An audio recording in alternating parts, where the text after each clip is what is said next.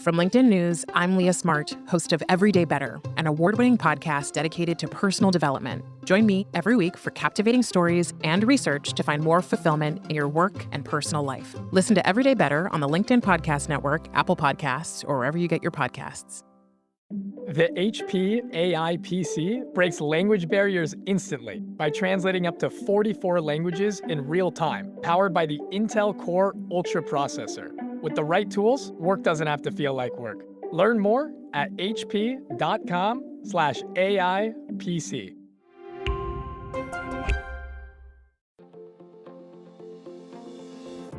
Hello, my friend, and welcome to another exciting episode of Negotiate Anything. Thanks for joining us today.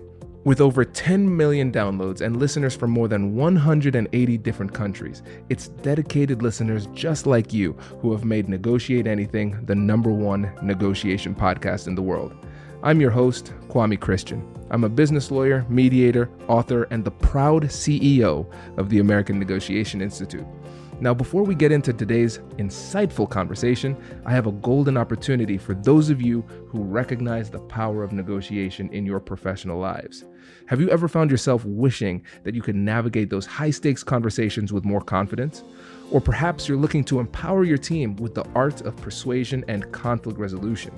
At the American Negotiation Institute, we've crafted specialized keynotes and workshops tailored for those very needs. We've transformed the negotiation skills of professionals worldwide, and we're eager to do the same for you.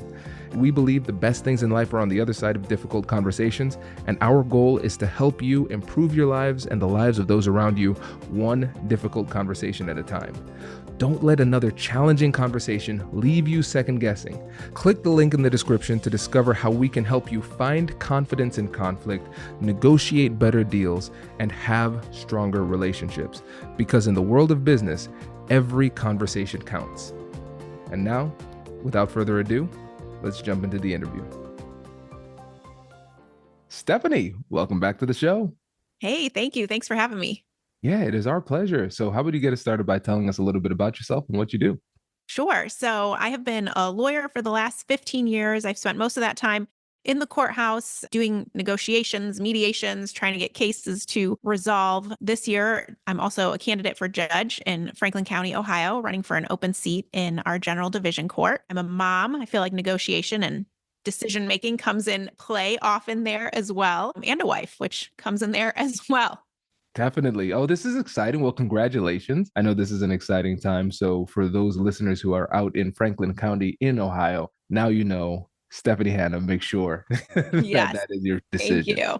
And speaking of decisions, that's what today is all about. We're talking about negotiation as a decision-making tool. And that's why I wanted to bring you in, because being a judge is all about effective decision-making. And so when you think about decision-making in general, what's your general approach to how to make good decisions? Yeah, I think as I have gotten older and wiser and had more and more conversations and difficult conversations, I think my overall approach is slowing down and trying to gather as much information as possible. I also do think there's a fine line between overkill in that department, right? You can drag your heels and gather information to the point where you're just going in circles and not actually making the decision. So, I definitely am in favor of actual decision making, but I do think it's important to pause, gather information, have conversations, and get what you feel is appropriate, and then spend some time to actually make a decision that you feel comfortable with. I agree 100%. At the end of the day, negotiation is an information game. So the more high quality information you have, the better off you're going to be. But also recognizing that overkill is an option here too. Yeah. Because I think a lot of times we can, just in general, let's set a negotiation aside. We can get into this information gathering stage, and it's really just a sneaky way of fear holding us back, because we just keep on saying, I need more info, more info, more info. And then we push back the decision-making process so we don't ultimately make a decision. Yes, absolutely. So you have to be careful that you rely on it as a crutch too much. But short of that, I do think it's an effective tool. Absolutely.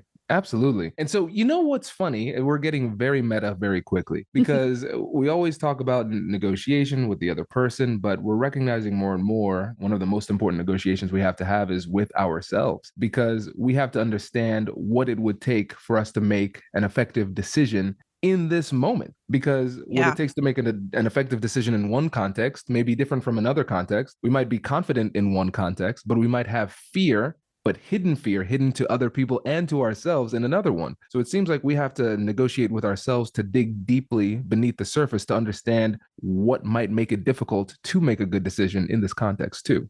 Yeah, absolutely. It's funny in the work setting when I'm at the courthouse, and I've also served as a magistrate. So in these various courthouse settings where I am essentially, making decisions or advising the judge on a decision I think he should make for people that don't have anything to do with me, right? It's very easy to be pretty cerebral and like, okay, here's the law, here's what I think we should do, here are the reasons, it's laid out. When you are making decisions for yourself, I'm pretty sure I just spent collectively 8 hours last week researching summer camps for my kids, and it shouldn't be that difficult, right? Like it shouldn't be that tough. But yeah, you do have to kind of get in your own head and kind of find a path out, so to speak, so that you can say, hey, I make decisions all day long for other people. And this is kind of the format and the protocol that I follow. So when I start getting too in my head and feeling like I'm going around on a hamster wheel, what can I implement from what I do, in my other decision-making roles to incorporate in my personal decision-making to make it a little smoother? I like that because the models can be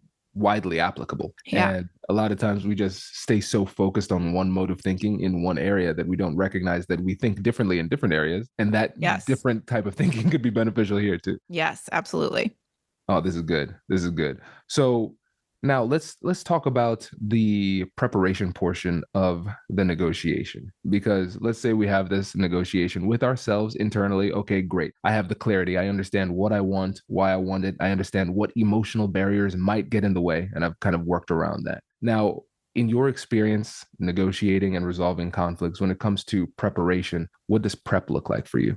I think when I am in a role where I am listening to other people and trying to make a decision, on behalf of the court, for example, preparation is trying to understand kind of the emotions of each side and making sure that I build in time into the conversation so that they can express those, or at least feel like they have time to express those. Because I think it is easier for me personally to make a decision or recommend a decision when I feel comfortable that the people have felt like the process was fair, right? Like they had a chance to be heard. They had a chance to kind of share their thoughts, their positions. Then it becomes much easier, to make a decision. And it's interesting because we work with attorneys a lot, and I think it's pretty easy to see attorneys who can very clearly put their attorney hat on and represent their clients, right? A third party. And then there are some lawyers who they're representing a third party, but it still, for whatever reason, is very personal to them. And that can kind of come across in their communication style. And so it's almost like they need time to vent or let it out. But I mean, I think the first part of the process that's really important, right, is to just make sure that there's that space and time to let people have an opportunity to, share their viewpoints. I love this because emotional intelligence is critical in negotiation, but especially for people who are very technical. Both of us, we're lawyers, we have that background, and we know how we can be. But Yes. Having worked with other professionals, like folks who are engineers, people who deal with numbers a lot, those type of things, we can say, hey, there's a right way and a wrong way here. There's a right answer and a wrong answer. And then we just focus on being right, but there's a difference between being right and being persuasive. And so Yeah. I really love how we're including that emotional intelligence even before we get into the negotiation with the other side. We have to factor that in and say, okay, based on the data I've collected already, what emotional state are they in? Or can I hypothesize what emotions they might be feeling? Because the emotional component is going to have an impact on the negotiation strategy that we choose to employ. Yeah, absolutely. And even as you were talking, I was thinking in a personal context, the same thing I think applies, where it's even just approaching it like, hey, how are you feeling about this? Is this a good time to chat about this? Or let me know when there might be a good time, like kind of taking the temperature before you actually are ready to dive in tends to be a good tool, because then you are also, you're gathering information essentially also that helps you make a good decision about when the right time is to continue the conversation. Absolutely. I mean, I think it becomes even clearer in family context too. It's like, hey, I know depending on what mood I'm in and what time it is, if Kai asks a question, it doesn't matter how he asks it. The answer could always be no or always be yes, just Yes. completely based on timing. Yes. And I don't think we fully appreciate just how important time and timing is when it comes to these tough conversations, because you might go in with the right tactics, right strategy, and you might execute effectively during the conversation. But if you don't take the time to understand when the best time to negotiate is, you might fail just because of that. Yeah. And it's funny. I've worked for a lot of judges and I've observed a lot of judges and magistrates, and they will very quickly read the temperature of the room. And if someone does not feel ready, they typically do not hesitate to set another date, because they almost know that this is going to be fruitless if you're already coming in here, like if parking was bad and you were late and whatever you go, or you got personal things going on and you're kind of bringing that energy in, even though case volume is very high. And of course, there's other pressing things to do. I have seen it pretty consistently by, I would say, good judges, good decision makers, where they will say, hey, let's set another date for this. This appears to not be the best time. And they're respectful of people's emotional states. And they know that they're not going to get the result they want, which is some sort of resolution, if one or both of the parties is not in a great mental space.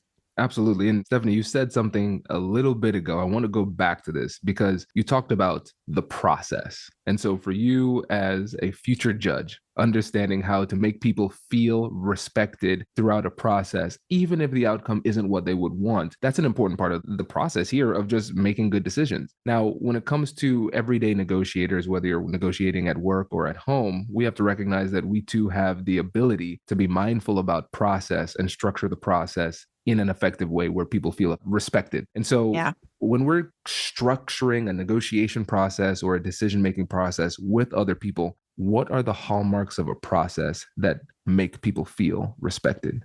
I think the time and the space, it's almost like before you even get to the content, it's all of this outside stuff, right? Are you inviting the person? Are you letting them know what's coming up, that we're going to talk? This is what we want to talk about. Are you setting the stage in a way that makes it easy for them to understand kind of where you're going with this? It's one thing to say, hey, can we talk? Do you have 5 minutes? Versus, hey, I've noticed A, B, and C. Do you think sometime next week we could put time on the calendar to talk about it? Right? Those are completely different energies. And so I think really being mindful of setting the stage is the first part of the process. And for people that you interact with all the time, like in a workplace, I mean, that part is happening, in my opinion, 24/7, right? That's just the culture that we're creating and how we're interacting with people. But I think that definitely is the first piece, setting the stage. When is this happening? What are we talking about? Do you know about it? Is it a good time? All of those things, so that when we get there, we're not dealing with all that other stuff. We can actually get to the heart of the matter. This is so good, because when you think about this part, I think the biggest mistake people make is that they don't think about this at all. Yeah. Yes. I mean, I am telling you, I have had difficult conversations, been part of them, observed them, where people are talking about millions of dollars, projects gone wrong, personal situations, and setting the stage, they're able to reach a resolution.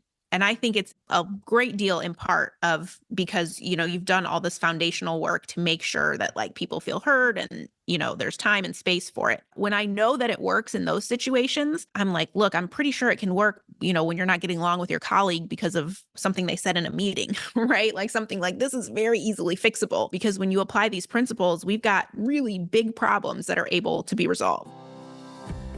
Hello, my friends. Before we get back to today's episode, I want to ask you a question. Have you ever wondered how to elevate your team's negotiation game and how you can help the folks on your team have better, difficult conversations? At the American Negotiation Institute, we offer transformative keynotes and workshops tailored to empower professionals with top-tier negotiation and conflict resolution skills. Whether it's a keynote for your next event or hands-on training for your team, we've got you covered. Don't just negotiate. Master the art with the American Negotiation Institute. Click the link in the description to find out more. Elevate, negotiate, and succeed. Introducing the HP AI PC, your powerful AI assistant. Easily search through personal files, gain valuable insights, and make smarter, more informed business decisions. Unlock the future of work today with the HP AI PC, powered by the Intel Core Ultra processor. With the right tools, work doesn't have to feel like work. Learn more at hp.com/AIPC.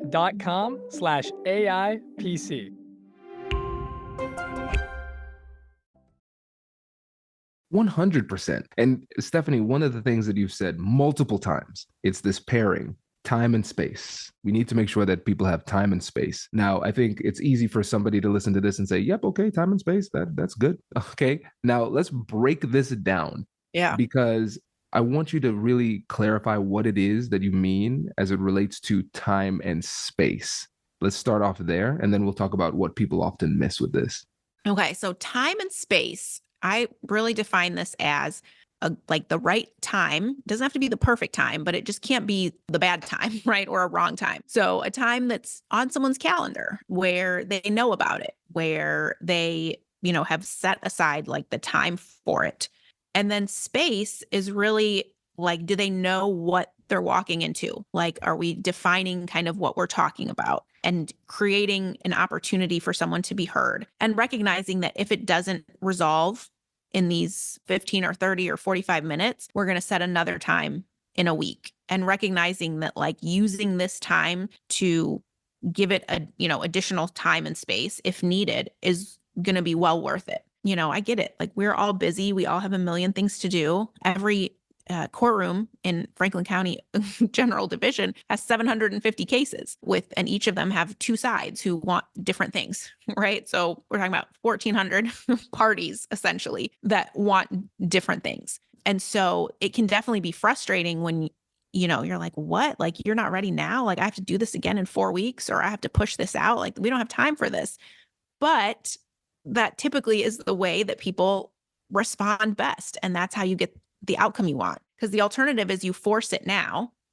And especially for people who are, not in a court setting, but you're talking about like working with your neighbor or your actual neighbor down the street, or a real life situation where you're going to have to encounter this person regularly. It can backfire. Like, a little bit of investment on the front end can really spare the relationship going forward.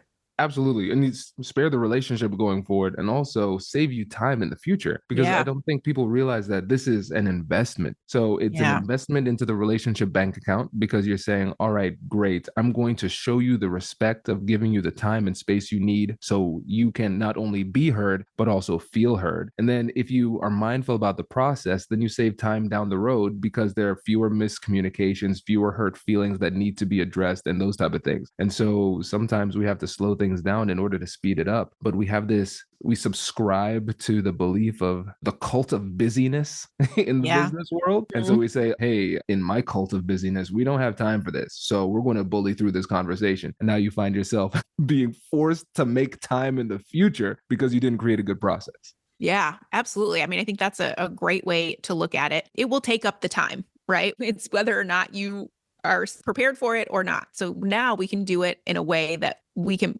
make the time on our calendar, like we can be in control, versus it blowing up 6 months down the road and then you're forced to create time. Mm-hmm. Stephanie, you know what I really hate? I hate this iceberg analogy, but it is so apt in these situations, because here's the thing. We haven't even gotten to the point where we're talking about the actual conversation with the other side and what we would traditionally say is the negotiation. We're recognizing that the bulk of the action starts within ourselves, where we're negotiating with ourselves to address our emotional challenges and also get clarifications so we can make better decisions. We're negotiating in terms of preparing beforehand, and then we're structuring a process, and then we're communicating the process to the other side to get them on board for the process. And if you get these things in order, that alone can be what wins the day during the negotiation. But you can be a highly skilled negotiator and go in and perform perfectly and fail because you didn't do all of this pre-work. Absolutely. And there are plenty of people who know how to do the pre-work, and you would probably rate their negotiation skills as like average or worse. Right. And it doesn't matter. I talk a lot about relationship building, and that can carry the day. Like, you don't actually have to know the substance most of the time. You just have to know, right, how people operate and how they communicate and what works and what doesn't, and how to build that relationship. And that usually saves the day. Absolutely. And both of us, we teach negotiation at the law school level, and let's channel our inner law school students here. But Professor Hanna, they're wrong on the law. Why don't I just bully them with the facts and the law if I'm objectively correct? Yes, that's a tough one for a lot of, students, younger people, I shouldn't even say younger, but just maybe people who are not as experienced, I guess, in having these difficult conversations. Because I think once you've lived through enough of these scenarios, you understand that life doesn't work black and white, right and wrong. I know that's what they teach us in law school and in other places, but that's just not how it works. And what does being right actually mean? Right. And what is considered a win? Like, okay, you force the answer down their throat, but now what? Now they're not going to give you what you want, or you don't have a relationship going forward, or, a whole host of things that could end up being negatives that were kind of unintended consequences of your approach. Absolutely. Again, there's a big difference between being right and being persuasive, because we have practiced law. We know that being right doesn't always get us what we want. We've been married for a while. Know that being right Definitely doesn't always not. get what you want. Yes. So this is a really important thing for us to keep in mind. And now let's go back to negotiation as a decision-making tool. When we're talking about going through this process, gathering information, working through this conversation with the other side, at the end of the day, we need to make a decision. They need to make a decision. And if we have a deal, we both are on the same page with this decision portion of the process. What are the biggest challenges when it comes to the very end of the process when we're actually making the decision? I think that sometimes people think that there is not flexibility in decision making. They think that it's option A or option B. Like maybe that's what they've been presented with, or that's all they've thought of as options. And I think what can sometimes trip us up is that, like, what if we invent an option C together or an option D? And so sometimes people get nervous about this idea of proposing a new idea or thinking outside the box, or we've always done it A or B. And especially in the courthouse, I mean, we are always trying to kind of think outside the box and come up with creative solutions. That's why I love mediation, when people want to go to mediation versus going to the court for a trial or through motion practice, because there's some wiggle room for creativity, but not nearly as much as when we're in a mediation process and people have full control over the outcomes. And so I think when it's time to make that decision, sometimes it's like, dang, we've done all this work and I don't like either of these options. I guess this failed. And it's like, well, no, we've done all this work. And so we can use that leverage to create another option that we all like better. I love this, because the more paths to victory we have, the more likely we are to achieve a victory. And if we just go through this and we say, hey, this is a binary choice, A or B, take it or leave it, we're leaving a lot of options on the table, and we're making it much more difficult for us to come to any kind of conclusion or decision. Probably not a high quality decision either. And now let's say, okay, Stephanie, all right, well, I'm going to be creative. I'm creative now. I'm a creative person. I've changed. Okay. And now I come to the table and I'm creative, but the other person is not creative. They're still in this world where they haven't listened to this episode and they are just seeing this as a binary choice. Yeah. So how can I persuade them or make them feel comfortable with this creativity? So I think you can spend a little time using essentially some of the same techniques that got you here to try and see if you can explain, right? Figure out, like, information gather. So we're kind of starting the process again. So, okay, like, what about this? Like, let me gather some information. What about this is not feeling great? Where could we make some tweaks? And going down this road again to try and gather information, and then see if you can use that information to manipulate the options in a way that is satisfactory, to both parties. But, the good thing about this is you may still do all that and be like, this is a no-go. And I think that's okay, right? I mean, we don't go into every mediation or negotiation wanting resolution or perfect outcomes. That's just not reality. But I think if you feel like you've allowed the process to play out the best of its ability, that's okay. Because also, again, with the time and space, another strategy could be, we don't have to end it right now. We do that a lot at the courthouse. Like, okay, you guys are close, but like you're hung up on this one little thing. Like, let's come back in a month or a week or whatever time, seems to be appropriate. And a lot of times that can also create some more time and space to let people digest what happened. It can go both ways, because sometimes they can come back and they say, oh, actually, I changed my mind on the whole thing. But I think more often than not,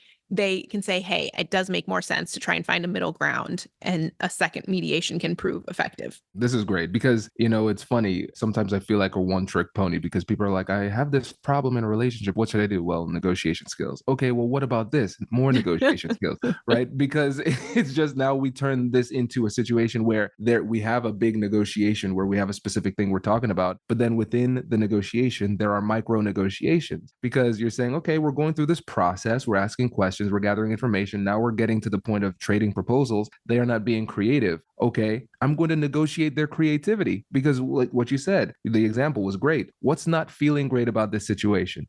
Because you're not saying, hey, you are wrong because negotiation expertise requires creativity. No, forget that. What are you feeling? You're feeling something. I'll validate that. So what are you feeling? You understand what that is, and then you problem solve around that potential emotional fear or whatever it might be that's holding them back. And then I love the point that you made about recognizing that we don't need to come to a conclusion right now. And it reminds me about back when I was mediating, they kept statistics about all of the court cases and things like that we did. And I was a facilitative mediator, so I wasn't pushing any side one way or another. So if we didn't get a deal, that wasn't necessarily indicative of a bad mediation. That I'm not pushing for anything. But there was one thing that I did that increased my settlement rate by 20%, even though increasing my settlement rate wasn't the goal. And that was offering more sessions. So instead of just saying, hey, we're done, sorry, have good luck in litigation, say, all right, no, let's come back, let's do it again. They come back, hey, we didn't get a deal, let's come back and do it again. No, let's do it again. We do sometimes 4 sessions and then they're bought in and then we get it. So I think, again, going back to what you said, time and space, sometimes those are the 2 things you need in order to make a deal. Yeah. And I think it allows, you can break it up. You can talk about certain pieces. You can even be strategic, like, hey, we're going to do this over a couple of conversations. I think especially like in a workplace setting where it's like your team, where you have to interact with them every day. Like it is hard to have like this big, heavy conversation where we have to make a big decision, in one 60-minute session, and people have their personal lives going on. Right. And so, hey, let's break this up into 4 parts, and each, here's the things we're going to talk about during each part. And kind of like you said, like those micro processes inside of like a big negotiation or difficult conversation process can save the day because you're kind of just rinse and repeating something that we know works. I love this. Ooh, this is so good. All right, last question. So let's say somebody out there they live in Franklin County and they're trying to make a good decision about who to vote for judge. No. I can help. So yes, remind the listeners about you, what you do, and how they can get in touch. Yes, absolutely. So hannaforjudge.com is the website. We've got lots of information there. We're on Facebook, LinkedIn, Stephanie Hanna. You can find me on LinkedIn, and we will be on your ballot March 19th. And I truly believe I have the experience and skills to, do a good job, run an efficient docket. And all of the things that we talked about are things that I have been, working on over the last 15 years and have put them in practice. And I know they work and I know they make a difference. The other big piece of what I'm passionate about is re-entry. And so folks who are in prison and getting back into our community, I've been working to create a re-entry docket at our courthouse, which is essentially like a safety net to help them as they are transitioning back into society. And it helps with, housing and employment and identification and all those things that can sometimes trip people up. And also, pie in the sky, wouldn't it be great if we had practical skills component that talked about difficult conversations, right? And these life skills. So that's, the vision. I would love to, have a conversation with any listener that was interested and ultimately earn their support. I love it. Stephanie, thank you again for coming back on the show. Really appreciate it. Absolutely. Thanks for having me.